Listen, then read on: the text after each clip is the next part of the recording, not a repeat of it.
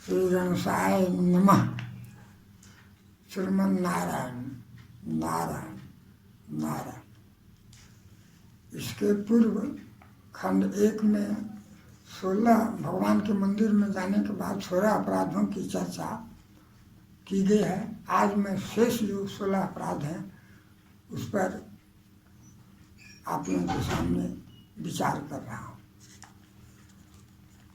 तो इसमें पहला या अथवा कहें 17वां अपराध, वह है भगवान के मंदिर में अनुग्रह करना।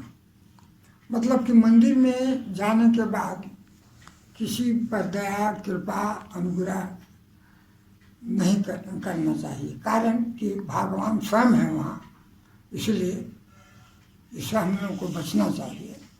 अगर ऐसा करते हैं तो उस श्रेणी के अपराध में आ जाएंगे।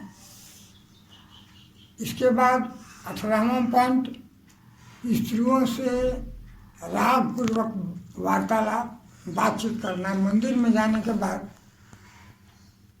स्त्रियों से रागपूर्वक बातचीत करना अपराध की श्रेणी में आता है। इस तरह से हम लोग को भरसक बचना चाहिए। 19वां है कमलावर्णम, यानी भगवान के मंदिर में जाने के बाद कमल ओढ़ना। इसका मतलब सिर्फ यह नहीं कि कमल ओढ़े ना ओढ़ा जाए, रजाई ओढ़ ले। कहने का मतलब कि किसी तरह के ओढ़ना के अर्थ में लिया जा सकता है। यह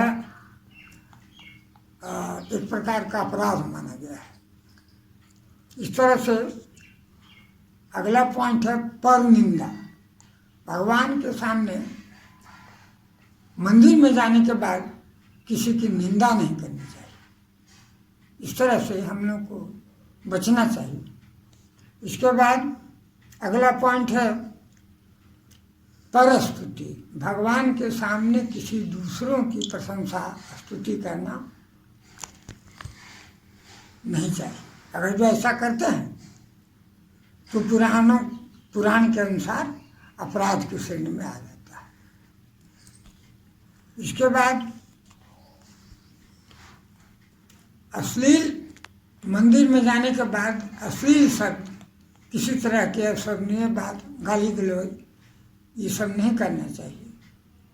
अश्लील शब्द करना मना है, तो हम लोग को बचना चाहिए। आगे बढ़ते हैं तो हम लोग को विचार करते हैं अधोवायु का त्याग करना। मंदिर में जाने पर अधोवायु का त्याग जो है वह भी अपराध की श्रेणी में आता है। इसलिए ऐसा भरसक करने से बचना चाहिए।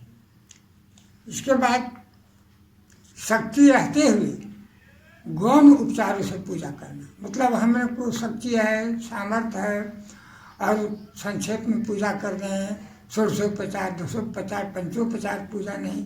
कहने का मतलब कि शक्ति के अनुसार पूजा करनी चाहिए।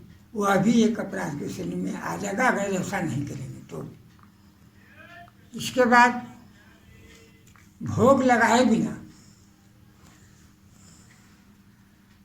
किसी वस्तु को, भोग लगाए बिना खाना। मंदिर में जाने के बाद भोग लगाए बिना खाना भी एक प्रकार के अपराध की श्रेणी में आता है। इसलिए हम लोग को उससे बचना चाहिए। इसके बाद ऋतु अनुकूल, ऋतु के अनुसार, जिसको ऋतु फल भी कहा जाता है, जिस मौसम में जिस ऋतु में जैसा फल हो उस फल को बिना भगवान को अर्पित किए खाना, यह भी एक प्रकार के अपराध में आता है। इसके बाद उपयोग के बाद बचे हुए शेष वस्तु को भगवान को अर्पित करना। अगर जो ऐसा करते हैं तो अपराध की श्रेणी में आ जाएगा। उपयोग करने के बाद उस बचे हुए शेष को नहीं करना चाहिए। तो आगे बढ़ते हैं तो अगला पॉइंट मिलता है, भगवान के मंदिर में जाने के बाद श्री विग्रह के सामने पीठ देकर बैठना। पीठ देकर बैठना नहीं चाहिए, ऐसा करेंगे तो अपराध माना जाएगा, इसलिए पीठ देकर नहीं बैठना चाहिए मंदिर में जाने के बाद। अब परनिंदा, किसी अन्य को प्रणाम करना। भगवान में जाने मंदिर में जाने के बाद किसी भी व्यक्ति को, किसी को प्रणाम नहीं करना चाहिए। वहाँ साक्षात भगवान बैठे हुए हैं, इसीलिए ऐसा करने से बचना चाहिए। अब गुरु मौनम दिया है, गुरु की स्तुति। गुरु मौनम यानी गुरु की स्तुति, गुरु की महिमा का गुणगान नहीं करना, इसके संबंध में चुपचाप रहना अपराध माना गया है।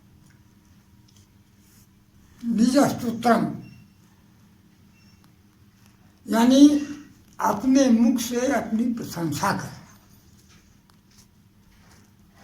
ये मंदिर में जाने के बाद अपने मुख से अपनी प्रशंसा नहीं करनी चाहिए।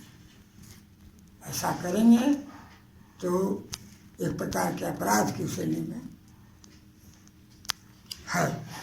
इस तरह से देवता निंदनम तथा कहा गया है।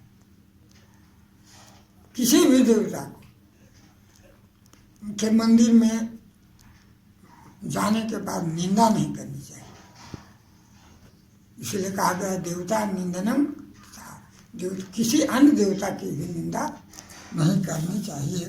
अतः मंदिर में जाने पर जो उक्त 32 जो द्वा 63